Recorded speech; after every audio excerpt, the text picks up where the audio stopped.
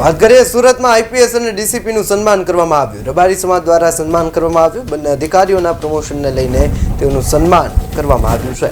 IPS Jayant દેસાઈને રાજ્ય સરકાર દ્વારા પ્રમોશન આપવામાં આવ્યું છે અને ડીસીપી ભાવેશ રોઝિયાનું વિશિષ્ટ સન્માન કરવામાં આવ્યું છે। આઈપીએસ લોજ પર મધ્યસ્થ જેલના વડા તરીકે ફરજ બજાવે છે, ત્યારે ડીસીપી ભાવેશ રોઝિયા એસીપીમાંથી પ્રમોશન મેળવી ડીસીપી બન્યા છે। ત્યારે રબારી સમાજમાં હર્ષની લાગણી જોવા મળી છે।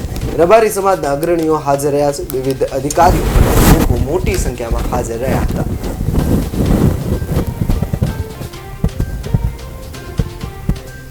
આજ રોજ સુરત શહેર ખાતે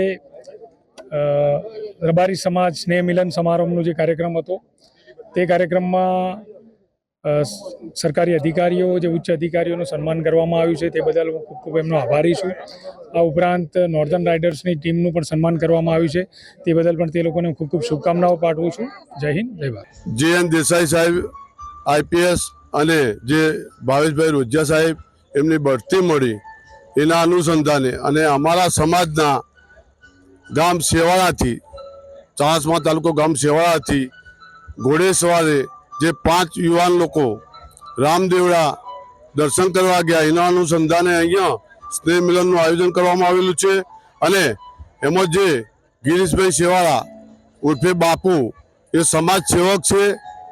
ઉત્તર ગુજરાતમાં અને દક્ષિણ ગુજરાતમાં એમની સમાજ પ્રત્યેની સેવા પણ સારી છે અને એ લોકો ઘોડેસવાર આજે લગભગ મારી યાદીમાં ફર્સ્ટ વાર જ ઘોડેસવારી રામદેવડા દર્શન કર્યા હોય તો આ 5 યુવાનો છે, જે ગિરીશભાઈ સેવાળા, રાજુભાઈ સેવાળા, નાગેશભાઈ મારસુણ, રાજુભાઈ ડીગડી અને વિક્રમભાઈ પાલાવાસના।